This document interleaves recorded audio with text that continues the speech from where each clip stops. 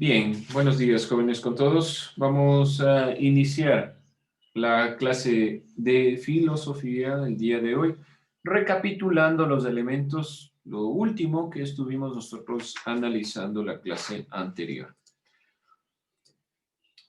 A ver, si me ayuda Ámbar, lo último que revisamos en filosofía. Sobre los principios lógicos. Principios lógicos. ¿Cuáles eran los principios lógicos? No me acuerdo. A ver. Voy a puntualizar algo. Hay tres niveles, según Aristóteles, en la lógica aristotélica, o tres componentes del pensamiento. Estos tres componentes del pensamiento es lo que principalmente hemos visto. Y, sobre todo, hemos revisado los principios o leyes de la lógica. Ahora, ¿cuáles eran estos niveles? Primer nivel, nivel de abstracción o nivel de los conceptos. ¿Sí? Hemos revisado esto. Después del nivel de los conceptos, ¿qué viene?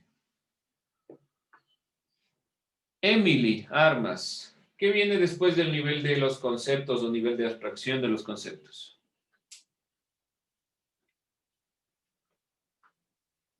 ¿Qué otro nivel viene después?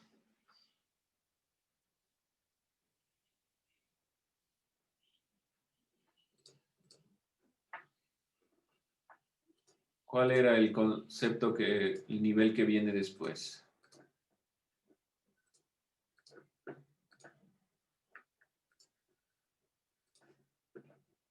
Jóvenes, vamos revisando y ayúdeme, Saddam, León, Caña, prenda su cámara, no apaguen. Carrillo, Chipuxi. Nivel de juicio. Nivel de juicio, gracias. Nivel de juicio. Hasta aquí hemos visto nosotros. Y lo último que vimos la clase anterior era el nivel de juicio. Ayúdeme, Camila Astudillo, sobre esta consideración, nivel de juicio. ¿De qué se trataba? ¿Y qué vimos la clase anterior? Para ir puntualizando. Yo tengo que por medio de proposiciones se sabe que si es verdadero o falso.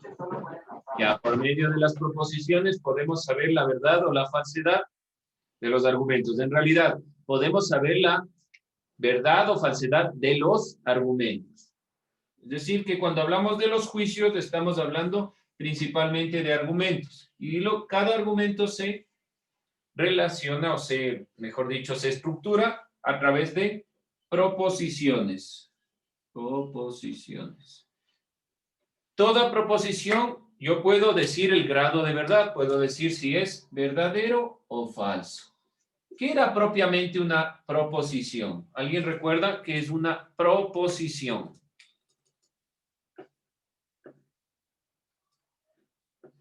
Sofía, ¿qué es una proposición?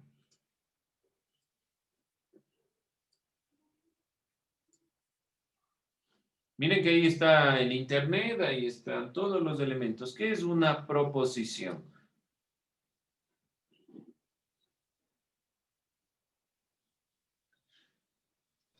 Una hipótesis. Una hipótesis. No, la hipótesis está cargada de argumentos. ¿Qué es una proposición? Alejandro, ¿qué es una proposición?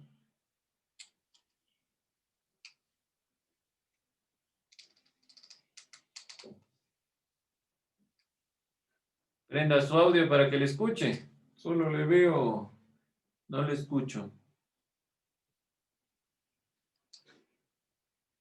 Es una relación entre diferencias, entre diferentes magnitudes. Magnitudes. Ya puso términos, ya. Explíqueme qué es una magnitud. Si me pone palabras, me tiene que explicar de qué se trata. Si no, ¿cómo yo puedo saber a qué se refiere? Magnitud. Nuevamente, Felipe, no apague su cámara. Por favor, miren, yo les estoy viendo. No apaguen sus Profe, cámaras. es que tengo mala conexión de Pero internet. Dices que prende, no le puedo escuchar. voy a apagar la cámara por haber razones. Avisen, no apaguen por apagar. Yo asumo que ustedes se fueron. Alanis, lo mismo. No apaguen su cámara. Vamos. Entonces, Alejandro, ¿qué era proposición? Me dice que es una magnitud. Ahora, ¿qué ¿Y se es puede una apagar magnitud? la cámara para investigar? Claro, no hay problema. Si va a investigar y me cuenta, no hay problema. ¿Qué es una proposición? Sigo confundiéndome yo aquí, una magnitud, algo que yo puedo medir entonces. ¿Qué es una proposición?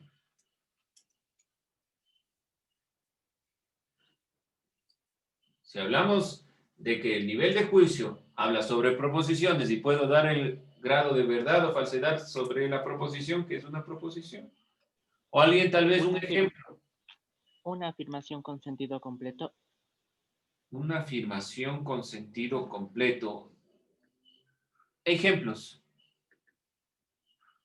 Como el sol es una estrella. El sol es una estrella. A esto se refería el compañero con afirmación. Ya estoy explicando una parte del mundo. ¿Qué característica tienen si ustedes observan? Sujeto, aquí hay un verbo y un predicado. Toda proposición está organizada o es principalmente organizada por un sujeto y un predicado. Y sí, afirma, expone algo de la realidad. Vamos a enunciarlo así para que quede del todo claro. Una proposición es un enunciado intelectual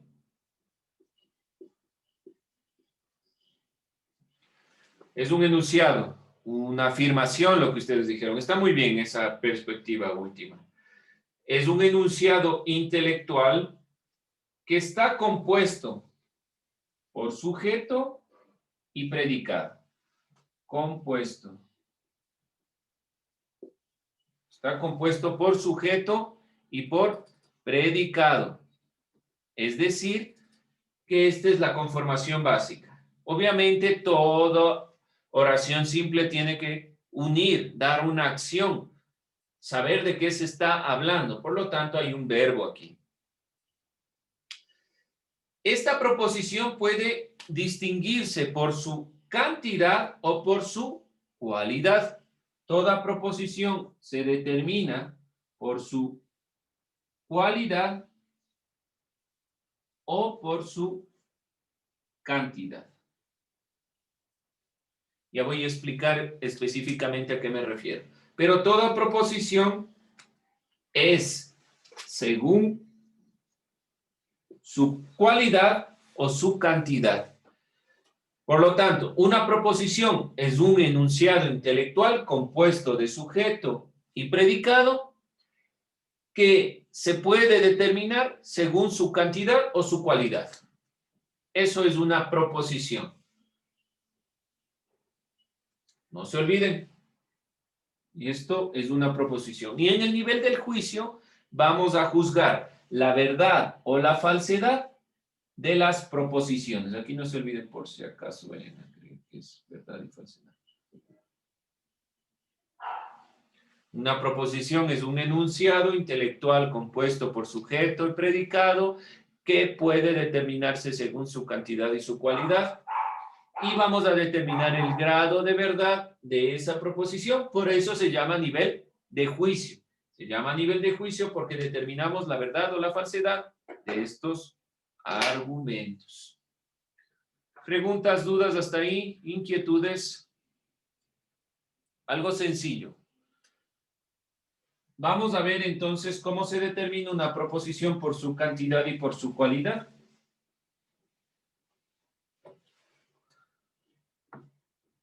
vamos a ir determinando estos elementos. La lógica aristotélica determina las perspectivas en estos dos sentidos, las perspectivas de las proposiciones. Cuando hablamos de cantidad, decimos que una proposición puede ser universal o particular. Ejemplo, todos los hombres son mortales, universal.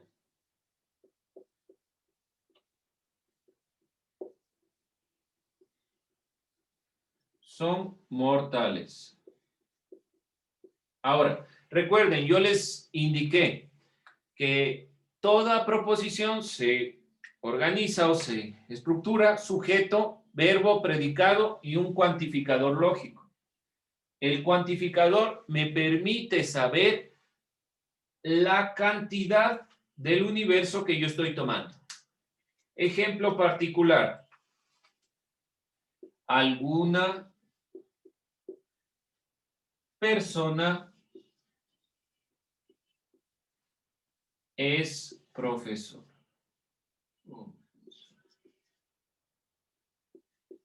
Estoy tomando una parte de todo el universo, de todos los elementos que puedo determinar. ¿Cuáles son todos los elementos que puedo determinar? Los profesores. De unos de esos solo tomo a algunos. ¿Sí? Eso es la determinación según su cantidad, una proposición según su cantidad. Y según su cualidad, podemos decir que las proposiciones pueden ser afirmativas o negativas.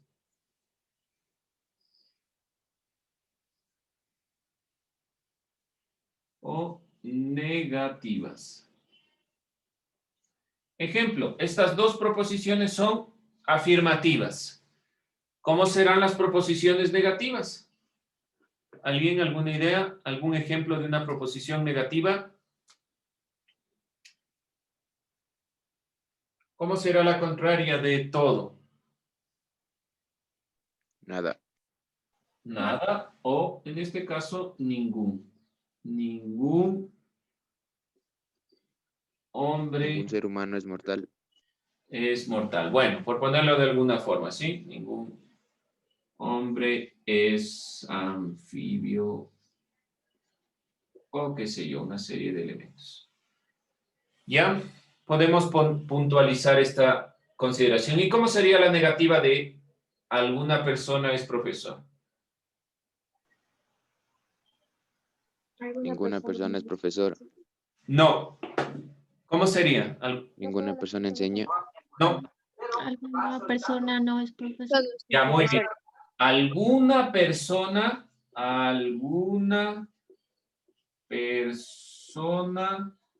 no es profesor. ¿Sí? Esta es universal. Esta es particular. ¿Hecho? Por la cualidad podemos decir que son afirmativas o negativas y por la cantidad podemos decir que son universales o particulares. Les voy a poner aquí el cuadro, cómo se determinan por la cantidad y la cualidad. Se utilizan letras A, E, I, O. Voy a ponerles aquí un ejemplo mucho más sencillo. Miren. Denominación.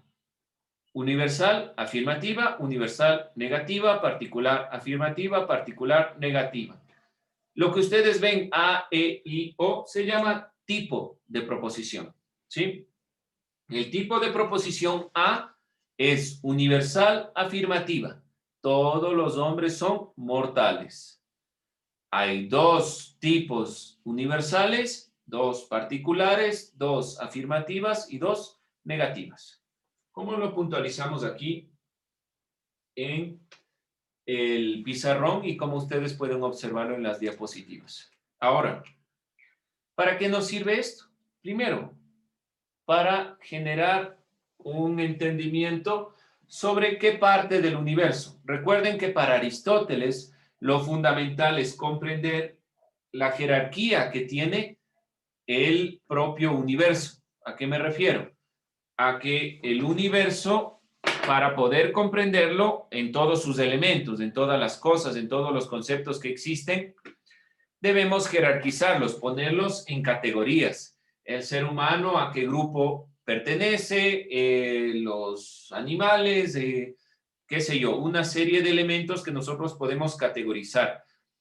Una de las características principales de la lógica aristotélica es la jerarquización. Significa que cada elemento, cada concepto del primer nivel que nosotros analicemos estará dentro de una categoría.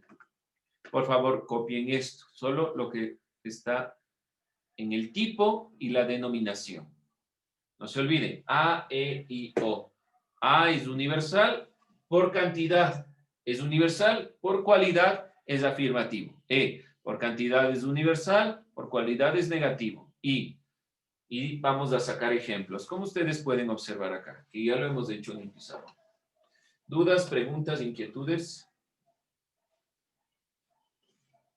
Esto es propiamente una parte de la lógica aristotélica y que nos permitirá del nivel de juicio llegar al tercer nivel, que es el nivel de raciocinio. El nivel de raciocinio. Nosotros ya vimos rápidamente esta parte, pero no la hemos puntualizado de la mejor manera. Así que es importante que lo tengan en mente, que lo tengan en cuenta. Ahora,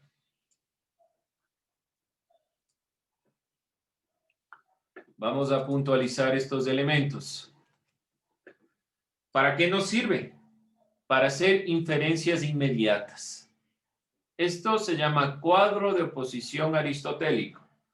¿Cómo puedo yo pasar de la verdad de un elemento? Por ejemplo, todos los hombres son mortales. Quiero saber si yo le hago negativo, si es verdadero o es falso el mismo argumento.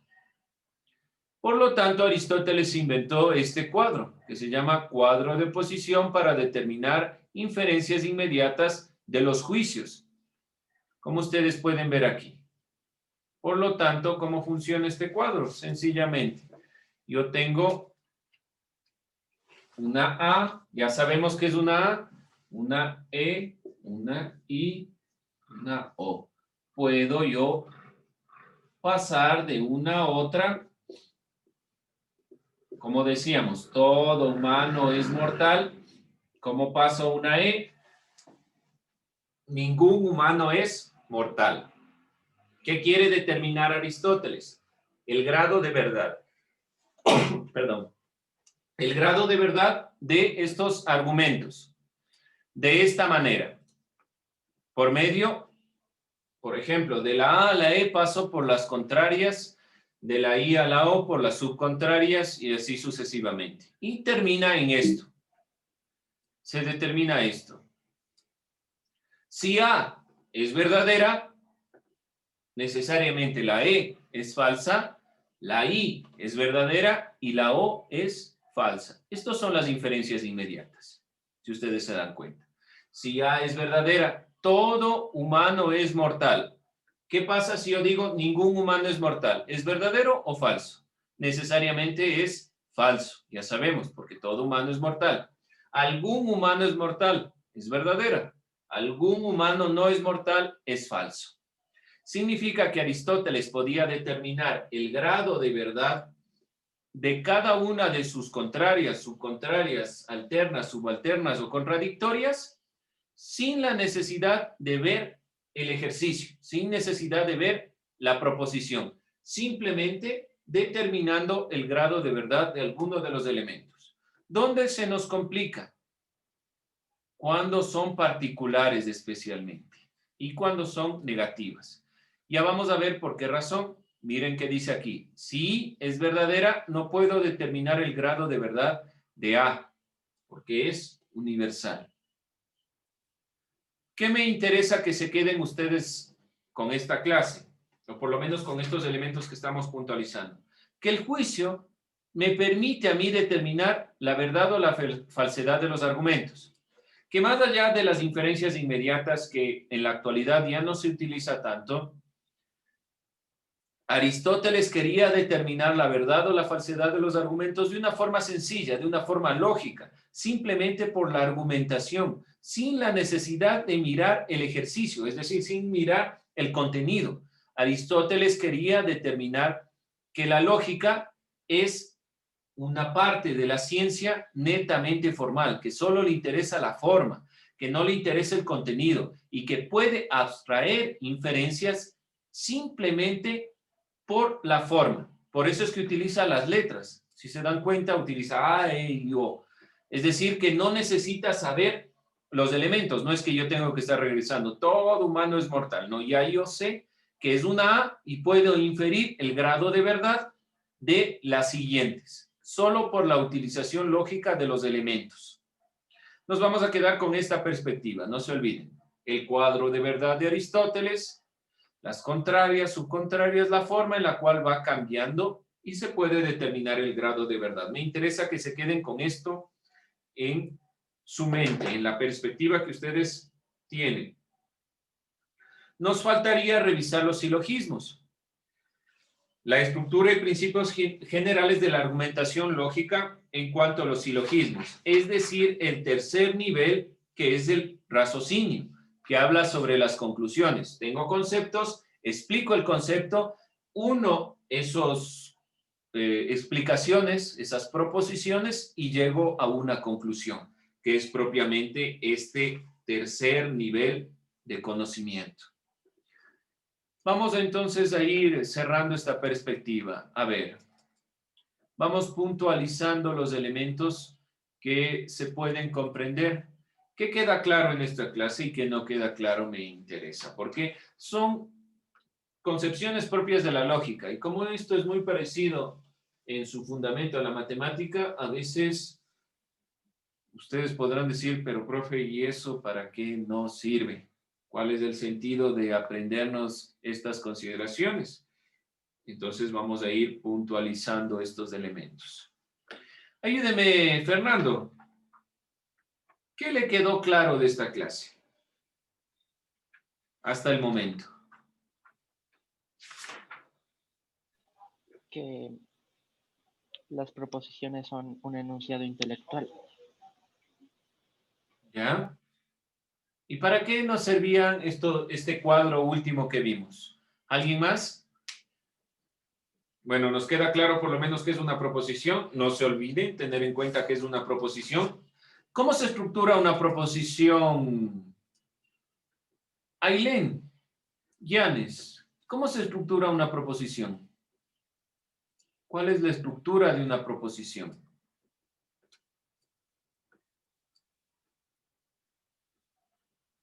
Ailén. No, no estamos. Bueno. Paula. ¿Cómo se estructura una proposición? ¿Cuál es la estructura de una proposición?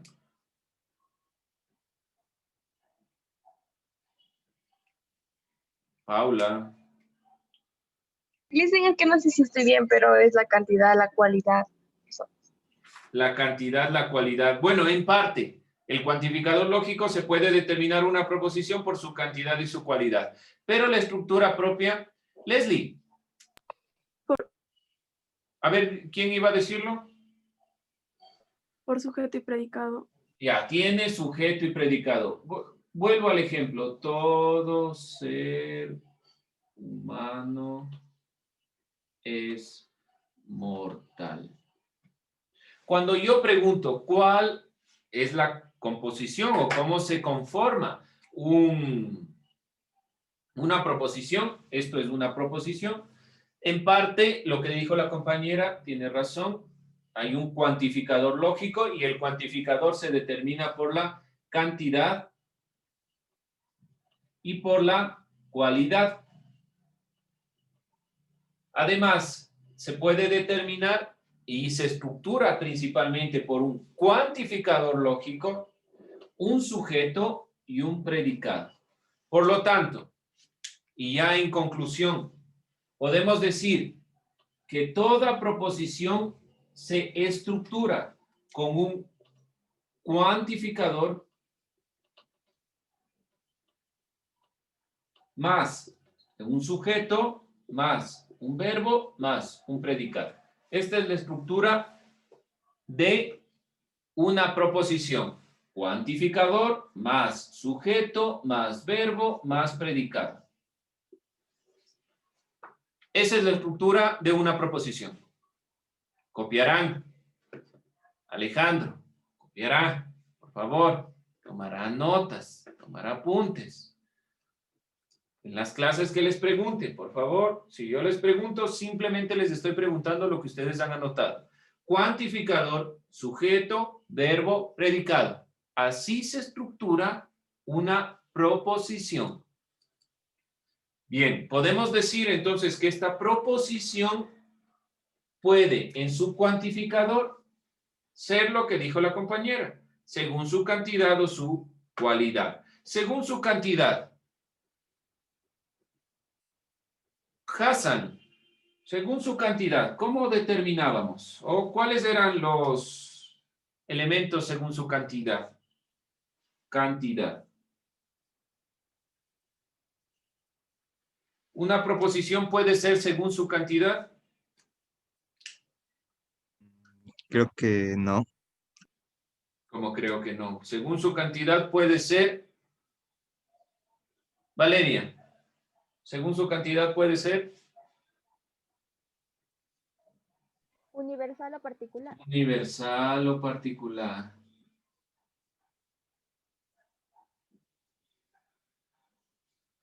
Es decir, puede ser todo ser humano universal, algún particular. Y según su cualidad, puede ser, nuevamente Hassan, creo que ya ahí se entendió a qué me refería. Según su cualidad, si puede ser universal o particular, según su cualidad.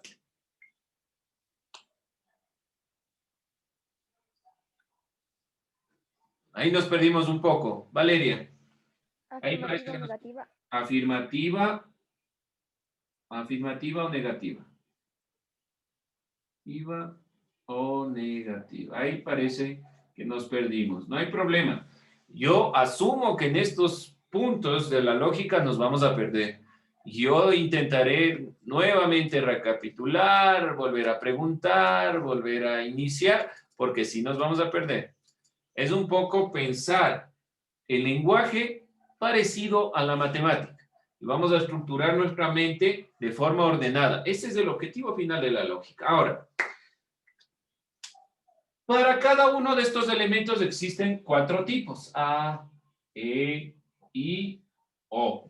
Dependiendo de su cantidad y de su cualidad. De estos dos, de cantidad y cualidad, se obtienen estos elementos. El ejemplo es A, E, I, O. ¿A qué tipo pertenece?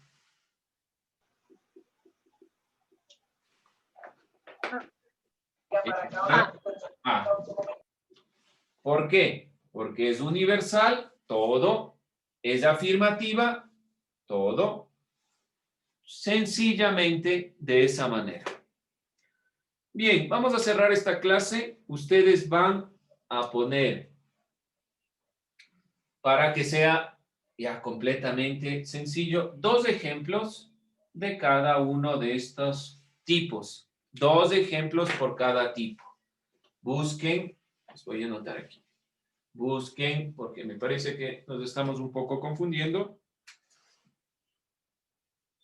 Busque 2 ejemplos por cada tipo. Y lo trabajamos la siguiente clase. Me interesa que traigan eso porque vamos a revisar los silogismos. Entonces, cuando revisemos los silogismos, será fundamental tener ejemplos para sacar conclusiones. Busque 2 ejemplos de cada tipo. No se olviden cuáles son los tipos. A, E, I, O. todo, ningún, algún no. Afirmativo, negativo, afirmativo, negativo. ¿Sí? Con eso cerramos la clase.